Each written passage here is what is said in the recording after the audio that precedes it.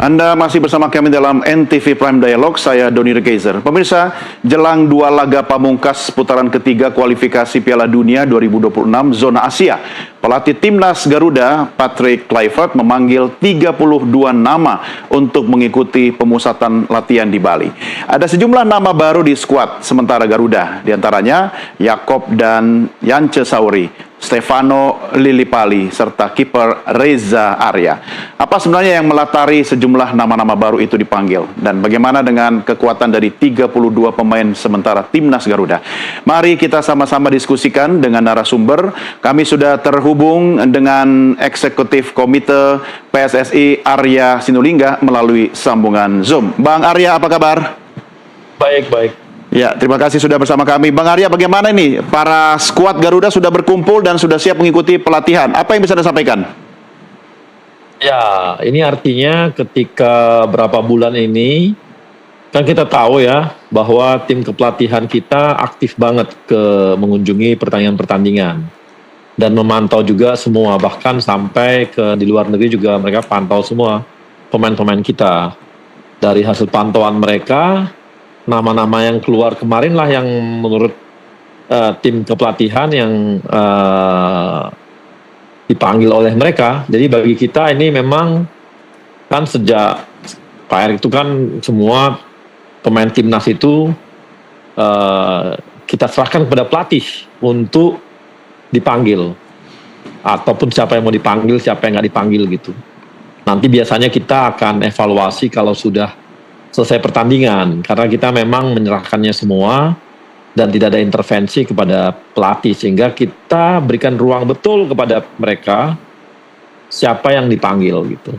Ya, artinya hak prerogatif pelatih ya Bang ya sekarang untuk memanggil nama-nama tersebut, tetapi nanti atau mungkin ketika nama-nama itu sudah dipanggil, Perserikatan punya ekspektasi tinggi terhadap pelatih terkait dengan nama-nama yang akan masuk jadi tim tetap Garuda kita nanti gitu Bang. Ya, seperti biasa ketika kita sudah serahkan ke pelatih, maka kita harapkan apa yang dipanggil oleh mereka dengan tim semua itu ya harus bisa mereka pertanggungjawabkan dalam pertandingan nantinya. Makanya itu adalah langkah kita supaya kita jangan pernah mengintervensi. Itu ini ya, karena sekarang ini kan banyak sekali, kenapa ini nggak dipanggil, kenapa ini dipanggil, kenapa ini gitu. Serahkan semua ke pelatih, karena kita sudah percaya kepada pelatih, maka kita harus hormati pelatih ketika memilih pemain. Nanti kita lihat hasil pertandingan dan permainan, di situ bisa kita lihat apakah ini adalah pilihan terbaik yang dibawa oleh pelatih gitu. Iya. Tadinya saya juga mau tanya itu Bang Arya, kenapa nama-nama ini dan itu tidak dipanggil, termasuk nama-nama pemain lokal gitu kan. Tapi tentu target ada di tangan pelatih yang kemudian sudah dikomunikasikan dengan PSSI begitu Bang Arya. Iya, dan itu target udah jelas ya, misalnya lawan Cina target kita ada. Nanti waktu lawan Jepang mungkin bisa aja dipanggil lagi yang lain atau gimana, kan kita setiap pertandingan pasti mereka melakukan hal yang sama ya. Ya, terkait dengan evaluasi. Oke, terkait dengan program pelatihan sendiri,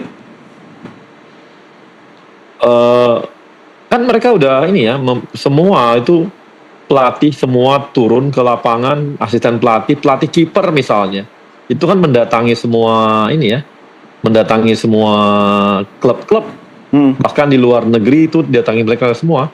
Dari situ ya baru mereka pilih siapa pemain-pemain yang diambil.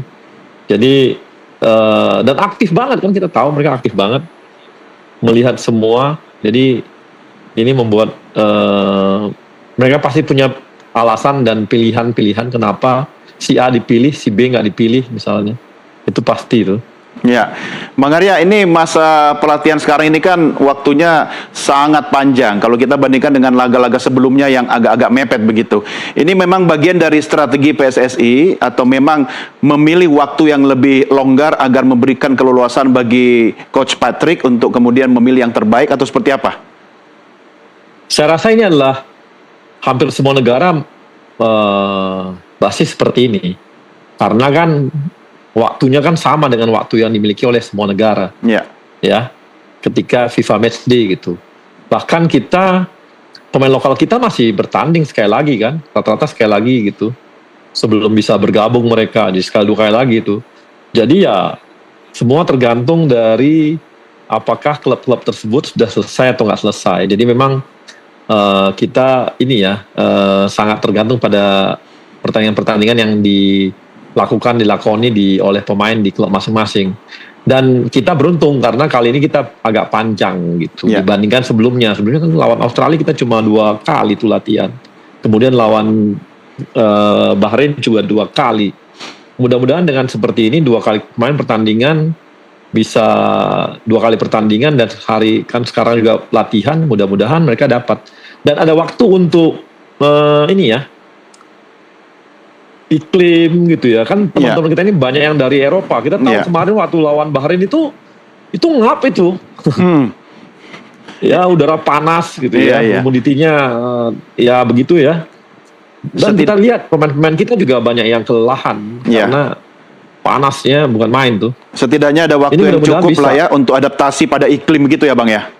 Iya, iklim kan sekarang kita lagi panas-panasnya, mungkin dengan di Bali kan itu panas itu, apalagi di tepi pantai ya. Iya. Tapi untunglah pasti Bali, tapi pemandangannya cukup indah. Cuma pertanyaan saya, kenapa akhirnya yang dipilih itu Bali sebagai pemusatan pelatihan? Ya, itu paling ideal bagi kawan-kawan kita juga, di tepi pantai yang panas juga gitu ya. Dan juga pemain kita bisa lebih santai kan. Soal infrastruktur sendiri, tempat latihan dan fasilitas itu bagaimana kesiapan? Apakah kemudian teman-teman dari Bali United yang akan memfasilitasi atau bagaimana? Saya rasa kalau kita lihat punya tempat base campnya Bali United itu bagus banget. Dia punya beberapa lapangan pertandingan, jadi bagus banget sih. Kalau infrastruktur sih kita nggak ragu. Ya nggak ragu untuk mereka untuk latihan di sana dan nyaman juga bagi mereka. Jadi ya keseriusan didapat juga, mau santai pun dapat juga kan gitu. Iya, apalagi waktunya cukup panjang ya Bang ya. Iya, kan mereka butuh penyegaran juga. Setelah bertanding di klub kan itu meletihkan juga ya. Iya. Jadi pasti mereka juga butuh agak santai tapi juga bisa fokus gitu. Jadi itu di pantai daerah soalnya Sanur tuh ya. Iya. Oke. Itu jadi bagus ya tempatnya, oke lah gitu, infrastrukturnya bagus. Ya, baik. Bang Arya, kita rehat sejenak, kita lanjutkan diskusi kita di segmen berikutnya, dan saatnya juga sekarang pemirsa sudah masuk waktu maghrib untuk Jakarta dan sekitarnya. Kami segera kembali setelah azan. Tetap bersama kami.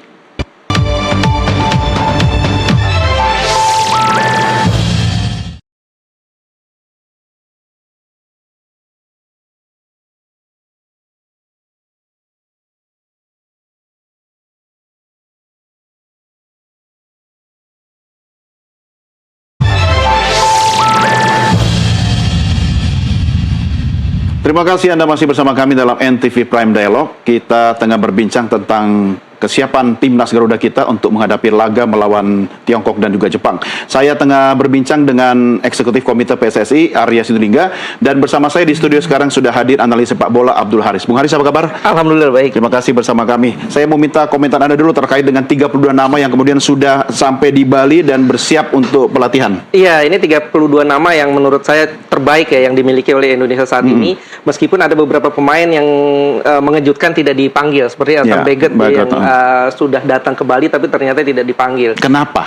Iya, ini mungkin ya hak prerogatif pelatih ya. Pelatih tahu betul apa yang dibutuhkan tim ini, dan juga kalau kita lihat dari 5 center back yang dibawa, J.I. Jess, Max Hilgers, Rizky Ridho, Justin Hubner dan juga Jordi Amat, ini juga 5 center back yang cukup baik ya. Artinya mungkin di antara 5 ini pelatih menganggap Elkan Baggett ada di bawahnya, sehingga akhirnya Elkan Baggett tidak dibawa. Ya, artinya ketika otoritas dan prerogatif itu diberikan sepenuhnya kepada pelatih, itu memberikan kemudahan bagi pelatih untuk menentukan skuadnya. Anda setuju di situ? Betul. Meski mungkin nama seperti Elkan Baggett tadi, Anda kok saya nggak dipanggil gitu ya? Betul, dan juga mungkin ada pertimbangan chemistry ya, karena Elkan Baggett ini terakhir main di Piala Asia 2023 lalu yang di bulan Januari sampai Februari 2024 ya.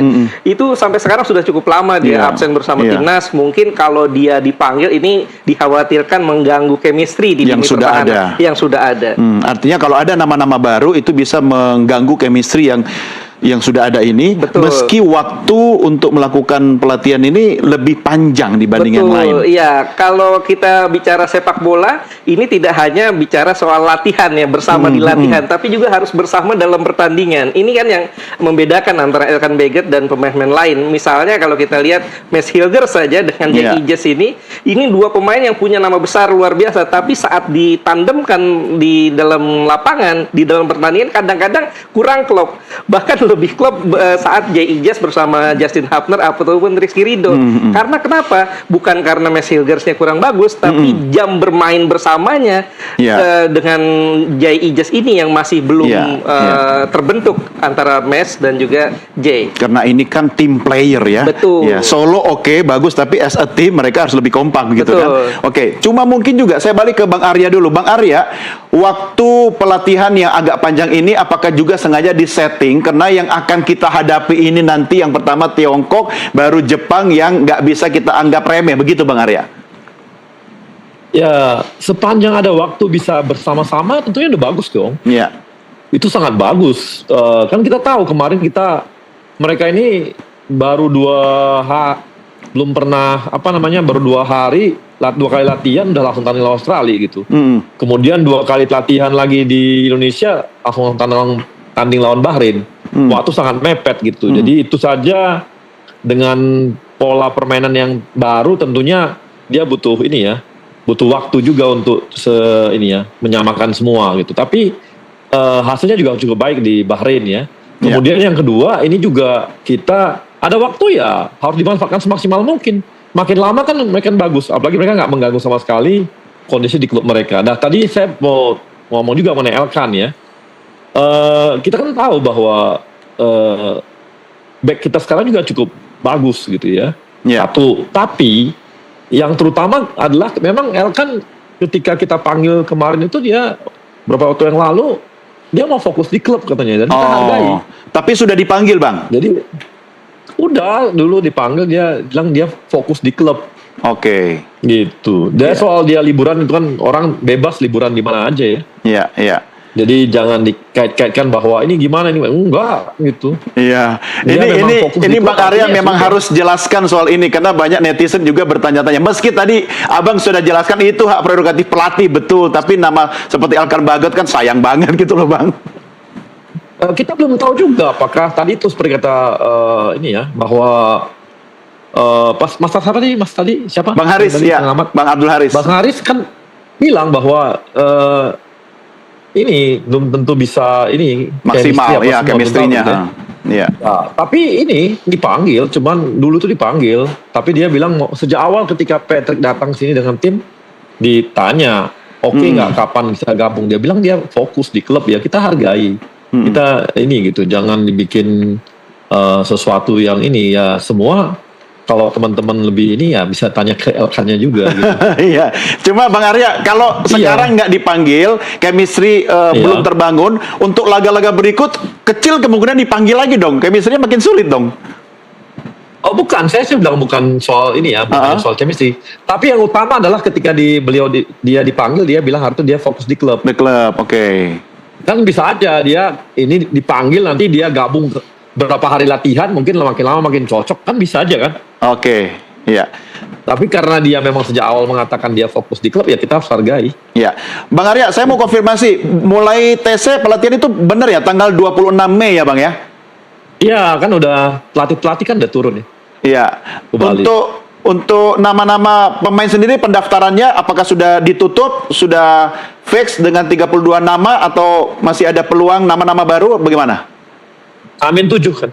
Hamin 7 ya, berarti tanggal berapa ya? Tanggal 31-an akhir bulan lah ya. Iya, 31. Nah, ini juga ada pertanyaan penting ini Bang Arya. Ini Persib kan juara Liga 1 ini. Nggak ada nih dicolek-colek nih nama-nama Persib untuk masuk nih. Ya kalau pelatih melihat bahwa pemainnya Persib tidak ada yang pas ya. Kan ini ya. Ini kan satu hal, ini adalah permainan tim. Iya. Bukan permainan individu gitu. Jadi mungkin pemainnya secara tim untuk di Persibnya mungkin dia oke di tim gitu. Di tim Persib, tapi ternyata mungkin untuk timnas belum gitu. Oke. Bisa aja. Ya, dan itu semua tentu yang memutuskan pelatih dan PSSI memberikan hak itu kepada pelatih ya. Iya, kadang-kadang kita ini kan ini itu lah. Iya. Inilah udah kita serahkan saja pada pelatih, percaya. Nanti dievaluasi pada saat selesai pertandingan. Pasti dievaluasi. Bukan cuma begitu Bang Arya, Bung Haris. Kadang kita lebih pintar dari pelatih. Tapi nggak apa-apa dong ya kan. Apalagi kan gini Mas. Ya kita tahu ya. Nanti ada yang pengamat bilang bla bla bla bla bla. Nanti netizennya ikutan.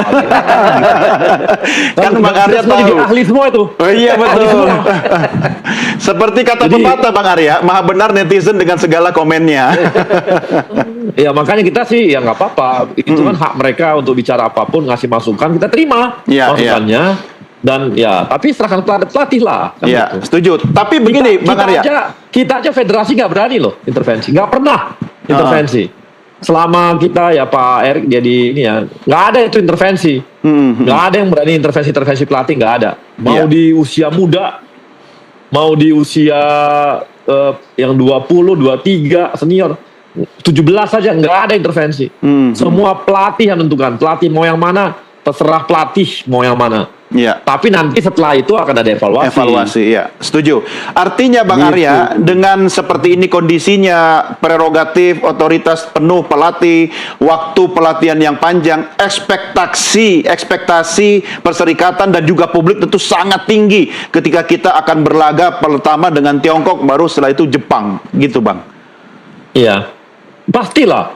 Ya kita juga tinggi, ekspektasi kita kan tinggi juga. Nggak mungkin enggak lah. Termasuk kepada pelatih ya. Ya, dengan segala daya upaya yang telah kita lakukan, pasti ekspektasi kita tinggi dong. Ya. Nggak mungkin enggak, pastilah. Oke, baik. Bung Haris, komentar Anda? Iya, saya pikir tadi saya tertarik soal Persib ya. Persib Bandung kenapa juara Liga 1? Iya, juara Liga 1 tapi tidak dipanggil. Ya, kalau kita lihat kan Persib Bandung ini pemain-pemain yang mencuat di sana kan rata-rata pemain asing, banyak pemain asing sana. Dan ada memang pemain-pemain lokal yang juga bagus di sana seperti Beckham Putra, Mark Klok. Tapi permasalahannya di posisi yang dimainkan oleh pemain-pemain tersebut ini sudah penuh sekali pemain-pemain berkualitas. Misalnya Mark Klok di posisi gelandang ini sudah banyak, ada Tom Hai, kemudian Joy Polipesi, Ivar Jenner, Nathan Choawan juga ada di sana. Cukup lah itu. Cukup banyak. Cukup, ya. Begitupun di posisi Beckham Putra, di posisi winger atau di posisi attacking midfielder ini sudah ada Marcelino, sudah ada Ricky Kambuaya, sudah ada Yakub Sayuri. Artinya sudah cukup banyak. Ini yang membuat pemain-pemain Persib sepertinya sulit bersaing untuk bisa masuk ke dalam line up tim nasional Indonesia. Iya, artinya ini harus kita apresiasi ya Bung ya. Dan ketika tadi kata Bang Arya juga ya, serahkan semua kepada pelatih. Betul. Nanti dievaluasi. Cuma begini, evaluasi itu kan setelah pertandingan. Kita kan pasti ekspektasi tinggi banget nih. Jangan sampai mungkin ada hal-hal yang miss dengan tidak bermaksud, kemudian tidak percaya pada coach kita gitu kan. Tahu-tahu tidak sesuai harapan. Gimana dong? Iya, kalau saya pikir dengan 32 pemain yang dipanggil ini sudah yang the best lah. Sudah yang terbaik. Saya menghargai dengan masuk kembalinya Yakob Sayuri, Yance Sayuri, kemudian juga Asnawi Mangku Alam ya, meskipun nantinya belum tentu masuk line up 23 nama yang didaftarkan ya untuk menghadapi China. Tapi dengan masuknya Yakob Sayuri, Yance Sayuri yang memang dalam kondisi on fire bersama Malut United, ini artinya pelatih kita Patrick Kluivert dan timnya Alex Pastoor, Danny Lanzat, Gerald van den Berg mengamati betul Liga 1, mengamati betul performa para pemain Indonesia yang ada di kompetisi. Ini yang memang cukup dan layak kita apresiasi. Yakob dan Yance masuk di 32 ya. Belum tentu di 23. Belum tentu di 23. Karena kan dengan 32 ini otomatis peluangnya saya pikir akan ada 7 nama yang akan dicoret ya untuk bisa masuk dalam line up menghadapi China. Karena kan 2 ini sudah pasti absen, Marcelino dan Martin Paz. Artinya 7 pemain lagi akan dicoret, tidak masuk untuk nantinya menghadapi China. Iya, kalau Anda seolah-olah lebih dari pelatih Patrick Kluivert, 7 nama itu siapa yang harus pulang bawa koper? Agak sulit ya, tapi kemungkinan besar satu di posisi kiper ya. Satu di posisi kiper itu kemungkinan Reza Arya kemungkinan yang akan satu dicoret, kemudian di posisi pemain belakang itu Pratama Arhan kemungkinan tidak akan masuk karena di posisi itu sudah banyak back kiri ya, ada Dan James, ada Calvin Verdong, ada Nathan juga bisa dimainkan di sana. Kemudian di back kanan kemungkinan Asnawi akan tercoret lagi. Tapi Asnawi ini tergantung kondisi terakhir Kevin Dix. Kalau Kevin Dix sudah bisa tampil, sudah prima, kemungkinan Asnawi yang akan tercoret. Kevin Dix yang akan main di posisi itu. Tapi kalau Kevin Dix ternyata belum fit, Asnawi bisa masuk. Ya sisanya ya kemungkinan bisa jadi di depan ya, seperti mungkin Ramadan Sananta bisa jadi tergeser ya, karena di situ ada Stefano Lillipali, sudah ada Ole Romini dan pemain-pemain lainnya seperti Egy Maulana. Artinya memang 7 nama ini 7 nama yang agak sulit sebetulnya untuk ditentukan oleh pelatih. Ya. Tapi lagi-lagi itu haknya Coach Patrick Kluivert ya. Kita hanya bisa mendiskusikan di forum ini. Oke, baik Bung Haris, Bung Arya, kita rehat sejenak, kita lanjutkan diskusi kita di segmen berikutnya. Tetap bersama kami.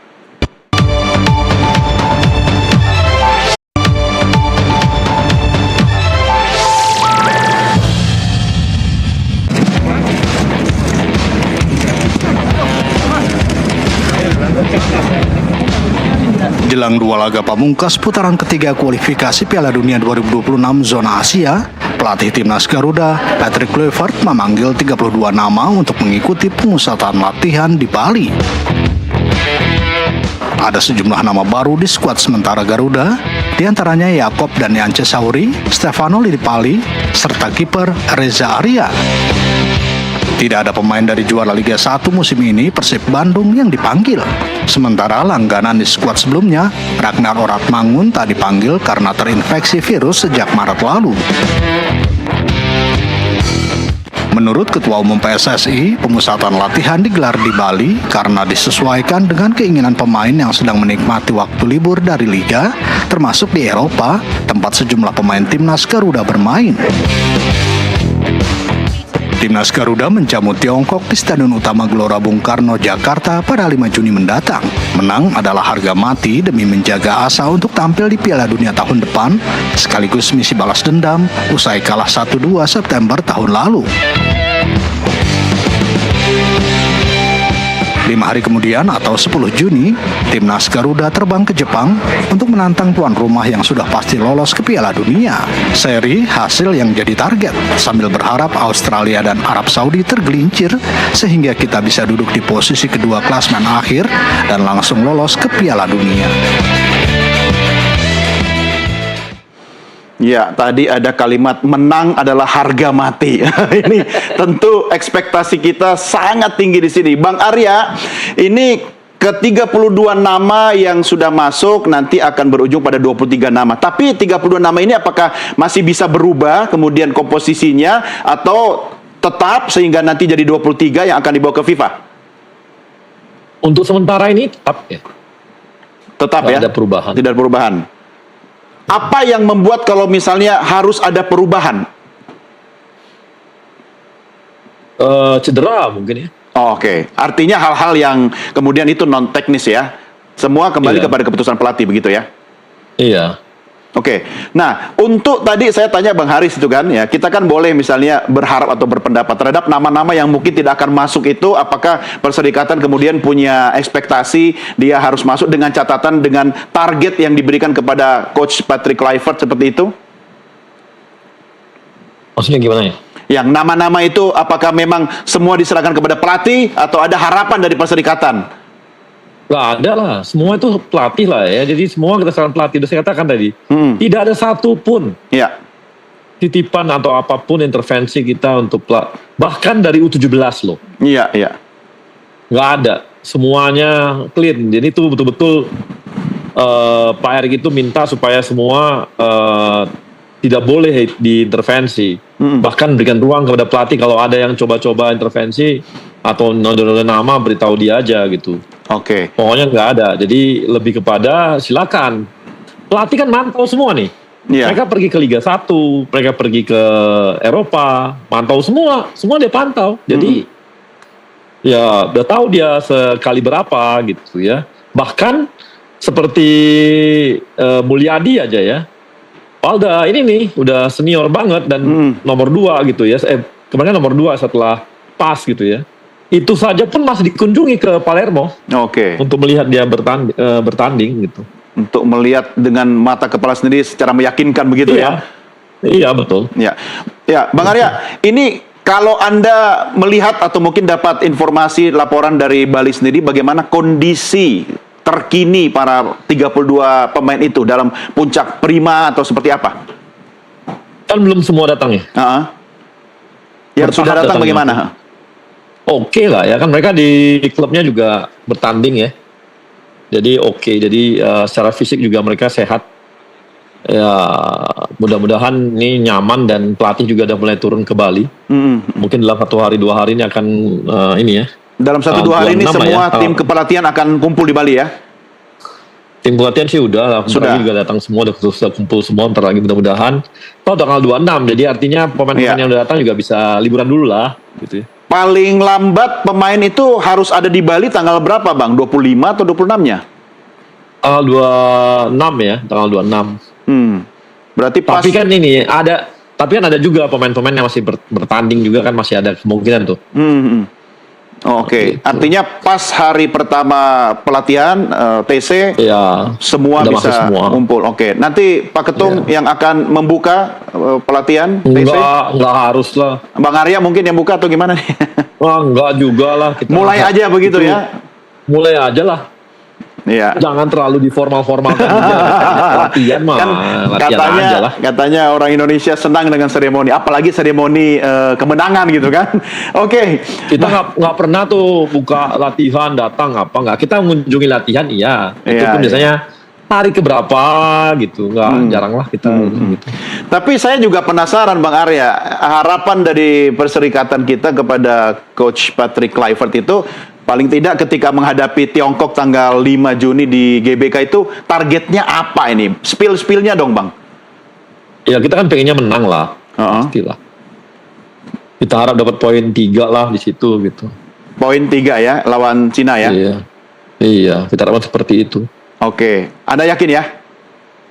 Harus yakin Mas. Harus yakin, Bung Haris. Tapi kita nggak boleh sombong ya. Tapi kita berharap. Iya.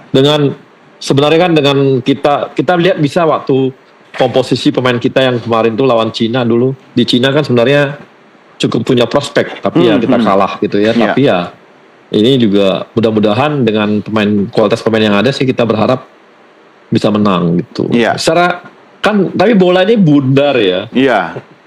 Nggak di atas kertas kita bisa mengatakan seperti ini, tapi ya bundar ya, kita bisa kadang-kadang ada namanya faktor luck ya.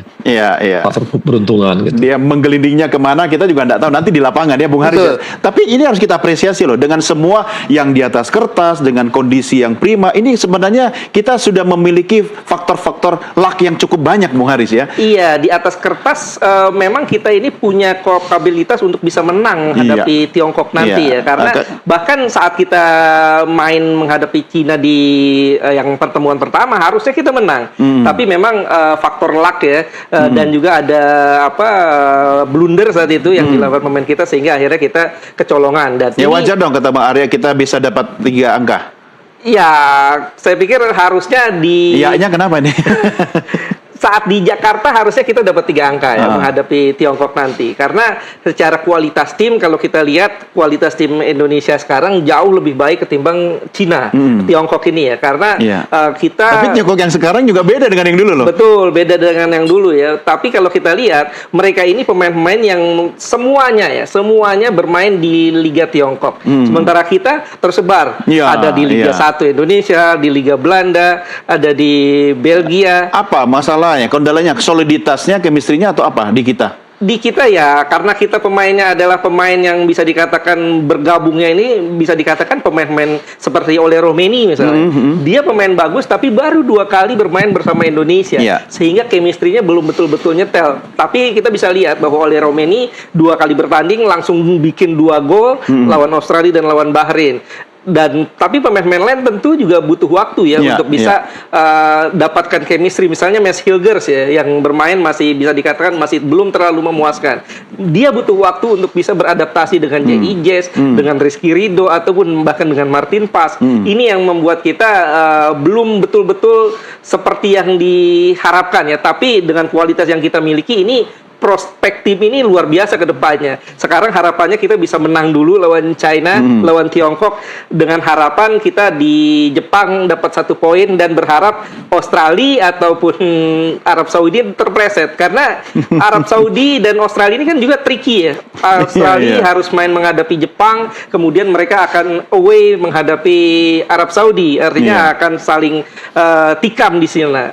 Dan potensi kita kalau kita dapat 4 poin atau bahkan kalau syukur-syukur dapat 6 poin, kans kita bukan hanya putaran 4. Untuk lolos langsung masih terbuka walaupun kecil. Oke, ya peluang masih ada. Masih ada. Nah, saya berikan hak prerogatif yang dimiliki oleh Coach Patrick Kluivert ya dari Perserikatan, tapi ini khusus ke Anda sebagai analis yang tidak boleh saya berikan ke Bang Arya. Kita coba menganalisa ke 32 nama. Kan kalau Bang Arya nggak boleh tuh. Itu haknya pelatih gitu kan. Teman-teman sudah menyiapkan grafisnya, nama-nama yang akan berkumpul semua di Bali untuk TC. Ini dia. Kita mulai dari posisi kiper dulu ya. Ada Hernando, Martin Paes, Reza Arya. Tadi Anda sudah bilang ya. Ini maksudnya starting line up ya. Iya. Martin Paes sudah dipastikan absen ya karena akumulasi kartu kuning. Jadi Emil Audero yang berpotensi untuk melakoni debutnya bersama tim nasional Indonesia, apalagi timnya kan Palermo gagal lolos ke semifinal playoff, sehingga dia bisa bergabung. Oh, bukannya malah dia belakangan? Enggak, tadinya dikhawatirkan kalau Palermo lolos sampai final, ini bermain Palermo di tanggal 1 ya, tanggal 1 Juni, sehingga dia akan terlambat datang dan terlalu letih. Tapi Palermo gagal sehingga dia bisa datang lebih cepat tentunya, dan Audero akan berpotensi jadi kiper utama ya di lawan Tiongkok nanti. Ini kabar baik buat kita. Kabar baik buat kita ya. Jadi tinggal siapa nanti? Nanti ya terutama yang lawan Tiongkok, Martin Paes akan tersingkir karena dia tidak bisa main kan. Tinggal 2 lagi antara Hernando Ari dan Nadeo mungkin yang akan tetap dipertahankan, dan Reza Arya yang kemungkinan tidak masuk. Tadi Anda sudah bilang Reza udah pulang ya nanti ya. Kita lihat untuk back yang berikutnya. Nah, ini silakan Bung Haris. Ya, kalau saya pribadi sebagai pelatih ya, saya akan pilih Justin Hubner, J.I. Jazz, dan Rizky Ridho. Karena 3 pemain ini chemistry-nya udah dapet banget. Betul. Mereka sangat tangguh lawan Bahrain, tapi ada Mes Hilgers di sini yang kemungkinan besar akan dipilih karena nama besarnya ya. Dia bermain untuk FC Twente yang bermain di Liga Eropa dan juga posturnya lebih bagus, pengalaman Eropanya lebih bagus. Kemungkinan Mes Hilgers yang akan masuk. Terus buat apa ada Jakob dan Jance masuk sekarang? Jakob dan Jance ini kemungkinan akan bermain sebagai sayap ya. Jance kan bisa di sayap kiri, Jakob bisa di sayap kanan, atau bahkan Jakob ini pemain versatile ya, serba bisa. Dia bisa dimainkan sebagai attacking midfielder. Mungkin dia dipersiapkan untuk menggantikan Ragnar Oratmangun dan juga Marcelino Ferdinand. Karena di Malut United dia memainkan posisi itu dan sangat bagus sekali. Membawa Malut United bisa bersaing di papan atas meskipun tidak bisa juara ya. Saya konfirmasi lagi soal Asnawi dan Pratama Arhan gimana? Tadi Anda sudah masukkan ke daftar coret tuh. Kalau ini Asnawi ini tergantung dari Kevin Dix. Kalau Kevin Dix ini prima, kemungkinan besar Asnawi akan tersingkir ya, karena di sana sudah ada Sandy Walsh, sudah ada Eliano Reinders, sehingga terlalu bertumpuk ya bek kanan di sana. Sehingga mau tidak mau antara Asnawi ataupun Eliano, tapi saya berpikir Asnawi yang akan tercoret ya untuk masuk 23 nama. Kevin Dix sendiri kondisi fisiknya menurut Anda bagaimana? Apakah dia di puncak prima atau malah kelelahan sebenarnya sekarang? Sebetulnya kabar terakhir dia masih dalam proses pemulihan cedera ya. Saya belum dapat konfirmasi terbaru ya kondisi fisik dari Hal Kevin itu Dix. pasti akan dipertimbangkan oleh Coach Patrick. Dan ya? itu pasti akan dipertimbangkan oleh Coach Patrick apakah Kevin Dix ini prima. Tapi yang saya kaget dia tetap dipanggil, artinya kan Kevin Dix ini sudah dikomunikasikan dengan tim medis bahwa dia diperkirakan bisa tampil ya menghadapi secara Tiongkok. fisik tetap mungkin dia siap, tetapi akan lihat ya selama masa sampai pelatihan ini nanti seperti apa. Betul, karena kan pemain yang cedera ini tentu butuh waktu ya untuk betul-betul mendapatkan sentuhan emasnya lagi. Oke. Ada nama lain, gelandang kita lihat sekarang ya. Iya, di gelandang tentu saya pilih sebagai holding midfieldernya ini Joy Pelupesi. Ini pemain yang sangat-sangat dibutuhkan oleh kita. Kita terlalu berfokus pada nomor 9 ya, striker. Tapi kita lupa bahwa sebuah tim itu butuh gelandang pengangkut air dalam tanda kutip yang melakukan pekerjaan kotor lah istilahnya ya.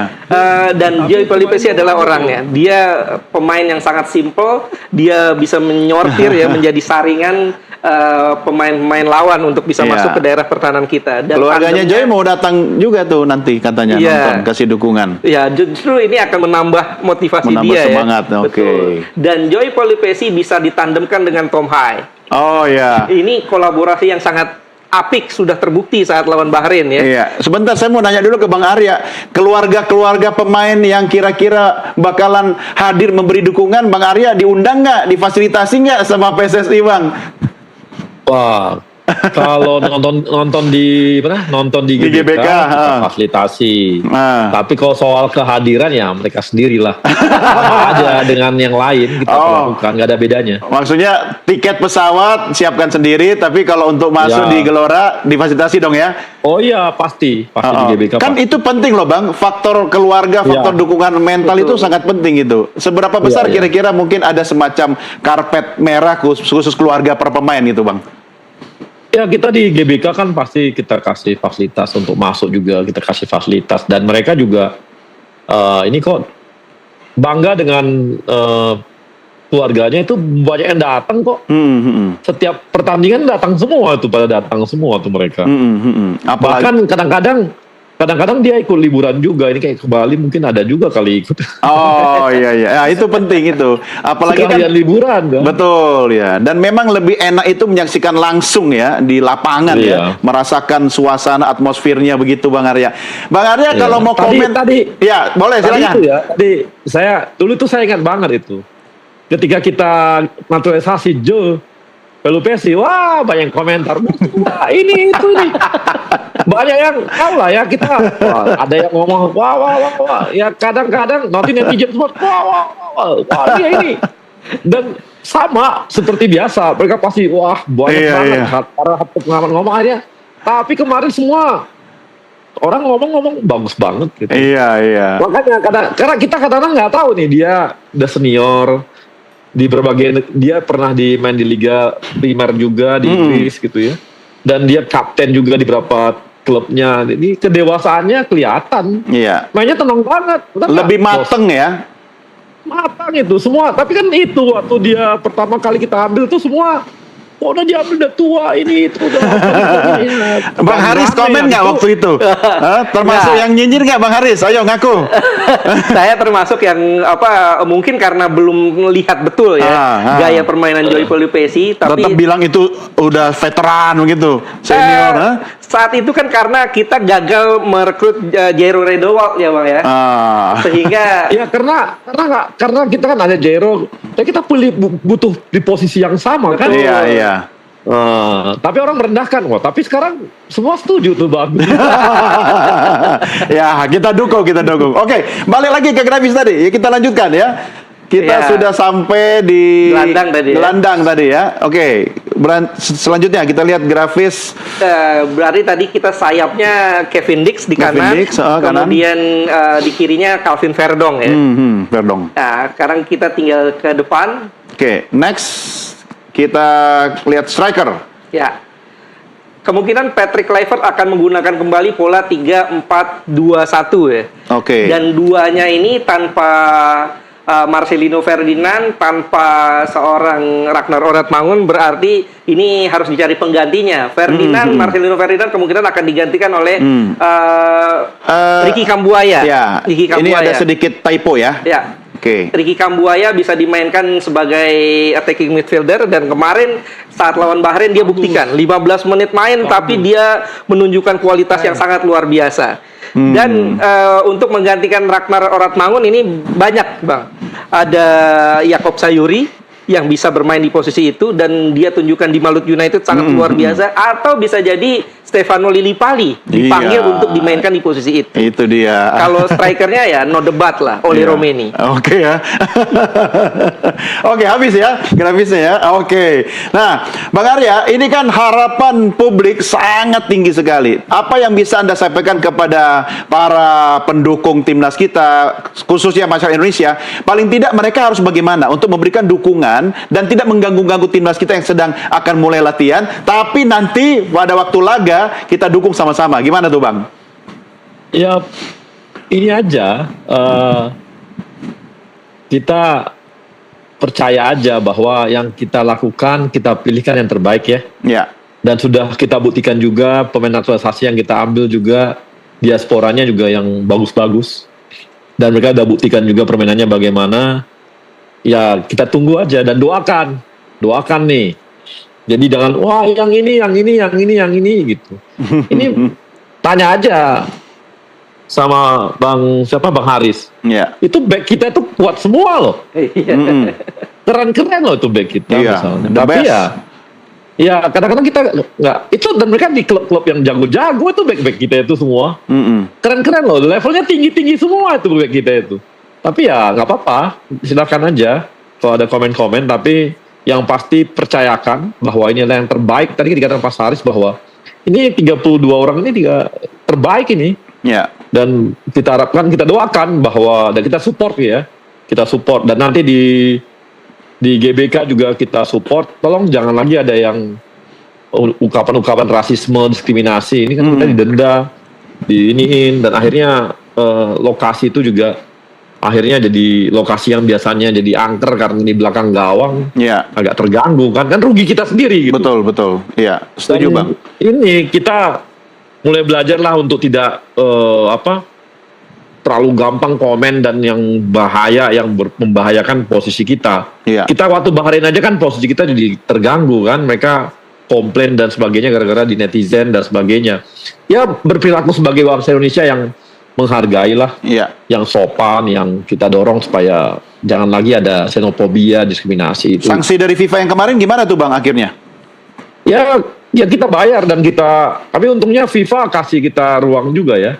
Boleh diisi, tapi oleh aktivis anti diskriminasi, kemudian anak sekolah atau perempuan. Oh, oke. Wah. Jadi nanti bakal banyak perempuan di bagian situ. Oh, oke. Wah, keren juga itu nanti. Dari gambar juga oke itu, Bang, nanti. Supporter istimewa gitu ya. Bang Arya. Tapi kita senang. Artinya, kami kan ini ya lagi nyari perempuan apa semua untuk jadi masuk di supporter. Oh, di NTV banyak yang mengantri, Bang. Banyak yang mau. Artinya ini apa? Artinya, sepak bola kita yang timnas ini udah diminati perempuan loh. Dulu kan ini namanya bola kan kayaknya laki-laki. Dunia laki-laki. Ini enggak, perempuan udah banyak. Iya. Jadi orang nobar sekarang yang lebih banyak nonton di kafe mah kaum hawa, Bang. Dan enggak susah cari pengganti orang yang ini ya, teman-teman, untuk perempuan juga supporter perempuan. Iya. Enggak susah. Iya, Bang Arya, saya pengen tahu juga apakah Coach Patrick ada semacam permintaan khusus, bukan soal hal-hal yang menyangkut pemain ya, karena itu prerogatifnya. Mungkin fasilitas, infrastruktur atau program khusus yang memang sengaja diminta disiapkan untuk tim kepelatihan untuk mensukseskan paling tidak pertama kita lawan Tiongkok ini, Bang. Enggak ya, mereka ada ya. Nggak rewel dan cukup oke dengan yang kita berikan. Kita kan sekali lagi ya, karena ketum kita ini kan sudah pernah ngelola Inter Milan gitu. Jadi dia udah tahu bagaimana nge-treat pelatih selevel mereka, juga pemain selevel mereka udah tahu gitu. Jadi nggak susah, mudah-mudahan sih nggak ada isu, no isu lah untuk itu. Oke. Bang Arya, ini teman-teman pada nanya kan kemarin tiket udah langsung ludes ini, tapi kan khusus buat posisi penonton perempuan tadi, apakah dibuka tiket lagi atau ada tiket khusus atau gimana nih, Bang? Itu ada ini tuh komunitas Rikandi Garuda Indonesia, mereka buka ruang untuk perempuan tuh. Oh, jadi khusus yang perempuan ini kan, yang di belakang gawang itu ya? Iya. Ini udah rame di redaksi kita ini mau daftar. itu ada ruang untuk mereka, jadi mereka akan keluarga juga dikasih ruang tuh di situ. Jadi cukup bagus ya dia, dan banyak memang ludes hari ini aja ludes. Iya. Oke, ini kabar ludes, ya? Betul, ini kabar baik, kabar gembira karena dukungan masyarakat sangat besar ya. Betul. Bung Haris, apa yang bisa Anda sampaikan kita menghadapi Tiongkok dengan komposisi pemain yang boleh kita katakan ini the best, ya kan? Tentu juga harapan cepat tinggi, tapi kan harus ada antisipasi atau apa yang kita waspadai. Iya, kita harus betul-betul penjejak bumi lah bisa dikatakan demikian. Jangan terlalu jumawa, jangan overconfidence. Itu yang terjadi saat kita away ke Tiongkok. Ya. Bagaimana kita overconfidence bahwa kita pede akan menang, tapi ternyata kalah. Dan saat itu kita di tangan pelatih Sintayong, kita bermain terlalu ofensif ya, tapi tidak siap untuk mengantisipasi serangan balik dari Tiongkok. Itu yang harus jadi pelajaran buat kita. Jangan sampai ekspektasi yang sudah begitu tinggi ini harus tercoreng gara-gara kesalahan-kesalahan kecil nanti saat pertandingan. Dan juga tadi seperti yang Bang Arya katakan, bahwa kita juga perlu menjaga ya sebagai supporter, sebagai penonton, harus betul-betul jaga jangan sampai tim ini kedepannya kena sanksi lagi. Karena kalau tim ini kena sanksi, otomatis bukan hanya PSSI yang rugi, tapi tim Indonesia secara keseluruhan.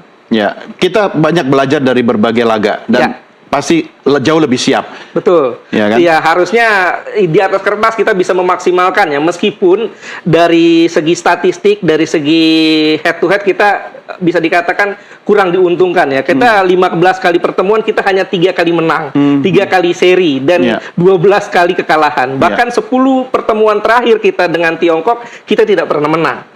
Hanya 2 kali seri dan 8 kali kekalahan. Kemenangan terakhir kita tahun 1987 di Piala Raja ya. Saat itu kita menang 3-1, tapi setelah itu tidak menang lagi. Dan saya yakin kali ini rekor buruk itu akan tercoret ya. Rekor buruk itu akan berganti dengan sebuah rekor bagus. Kita bisa menang di GBK di hadapan pendukung. Kenapa Anda sangat confident? Sementara tadi bilang pemain jangan terlalu confident, tapi Anda sendiri yakin ketika laga lawan Tiongkok nanti di GBK peluang kita jauh lebih besar. Iya, secara kualitas pemain kita lebih baik dibanding Tiongkok ya. Mereka bermain di Liga Tiongkok semuanya. Pemain-pemain kita menyebar. Ada yang di Amerika, ada yang di Eropa, di Italia, di Belanda, di Belgia, dan di Indonesia sendiri. Dan pemain-pemain kita punya kualitas yang bisa dikatakan ini mentalnya mentalitas Eropa. Tubuhnya juga tubuh Eropa. Artinya dengan kualitas seperti itu, kalau dibarengi oleh taktik yang bagus, kemudian chemistry yang bagus, insya Allah kita bisa menang. Oke, Bang Arya, belajar dari pengalaman kita menghadapi Tiongkok sebelumnya, tentu ada dong catatan atau evaluasi dari PSSI terhadap timnas kita sekarang, khususnya kepada tim kepelatihan kita. Apa yang bisa Anda sampaikan, Bang? Ini mereka udah mulai mudah-mudahan dapat pola ya. Dan kita tahu bahwa pertandingan pertama mungkin kita kecewa dengan hasilnya, tapi kalau saya melihat waktu di sana bagaimana mereka menguasai pertandingan, padahal Australia tuan rumah gitu. Dan Australia itu adalah negara yang rutin masuk Piala Dunia, tapi kita kemarin tuh menguasai betul permainan, walaupun kita akhirnya kalah memang dan telak ya, besar gitu. Tapi kita kan tahu ada berapa penalti lah, tendangan ke tiang yang gagal. Tapi diperbaiki pada saat lawan Bahrain. Kita juga bisa melihat bahwa permainan sangat enak ditonton gitu. Serangan-serangannya bagus dan pertahanannya bagus gitu ya. Dan ketika sudah unggul pun kita nggak bertahan total gitu, tapi dia tetap melakukan penyerangan sehingga Bahrain itu bisa kelihatan tidak berani untuk nyerang total. Seperti ketika kita posisi di 2-1 lawan Bahrain di Bahrain. Pas posisi 2-1 itu kan kita bertahan tuh. Jadi serangan Bahrainnya total, dia serangan dan dia nggak takut menyerang terus. Kalau yang kali ini kan dia nggak berani, dia total serang, dia pasti sekali itu dia bertahan lagi, nggak berani dia total. Kalau di waktu kita lawan Bahrain itu dia total banget nyerangnya dan kita bertahan total. Nah, dan kita juga punya peluang-peluang gol yang cukup banyak kemarin sebenarnya. Ya, yang itu bisa 3 gol ya terjadi, tapi memang dan di depan mata, tapi ya namanya kembali lagi keberuntungan, kadang-kadang bolanya ada keberuntungannya. Bola bundar. Tidak seperti gampang gitu ya, bola bundar. Tapi yang pasti saya rasa Bung Haris juga sepakat tuh. bahwa permainan kita berbeda betul ketika waktu lawan Bahrain di Bahrain, kemudian waktu bermain kita lawan Bahrain di Jakarta, itu beda banget permainannya. Iya. Ya lebih kita nyerangnya dan juga Bahrainnya hati-hati banget, nggak gampang.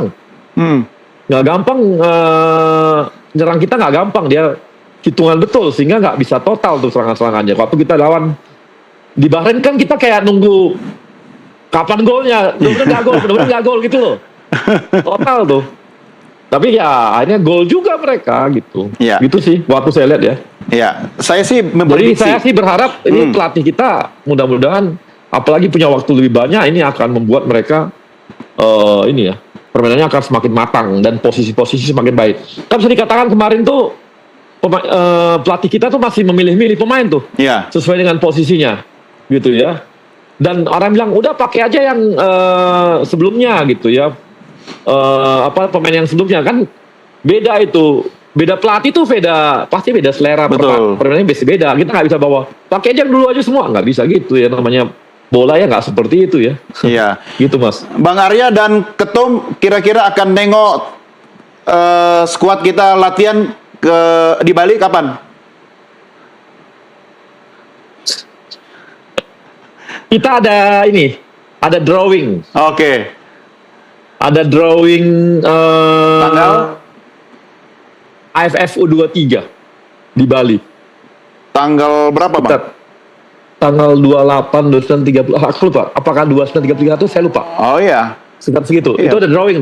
Ya, di pas sana. lah kan sudah mulai TC juga kan? Iya, udah full TC. Oke, Bung Haris, Ya. saya sepakat dengan Bang Arya tadi. Kita sebenarnya lebih confident, tapi tidak boleh overconfident gitu Betul. kan. Nah, tapi kan tentu ini juga bagian dari proses istilahnya ini kan tidak serta merta bagaimana melahirkan sebuah tim nasional yang kuat dan solid begitu Betul. kan. Cuma kan nggak ada harga, nggak ada pilihan lain. Kita harus menang ini lawan Tiongkok ini. Betul, ya artinya kita sekarang ada di posisi keempat dengan 9 poin. Kalau kita gagal menang menghadapi Tiongkok ini, otomatis kita harus kerja keras menghadapi Jepang. Dan ini tentu PR besar ya, mission bisa dikatakan ini mission impossible walaupun bola itu bundar ya. Artinya kita betul-betul harus memaksimalkan laga menghadapi China. Ini bisa dikatakan do or die ya. Hidup dan mati kita ada di sini ya untuk bisa lolos langsung atau bahkan lolos lewat putaran keempat ya. Kalau kita bisa menang lawan China dan kita bisa imbang lawan Jepang ya, kans kita sangat terbuka. Bahkan kalau kita pun menang hanya dengan Cina kemudian di Jepang kita kehilangan poin, kans kita untuk lolos ke putaran 4 masih sangat terbuka. Oke, memang seperti kata Bang Arya dan Bung Haris, bola itu bundar, tetapi kita berusaha sekuat tenaga agar bola yang bundar itu menggelinding lebih banyak masuk ke sarang gawang lawan. Betul, Setuju ya? setuju.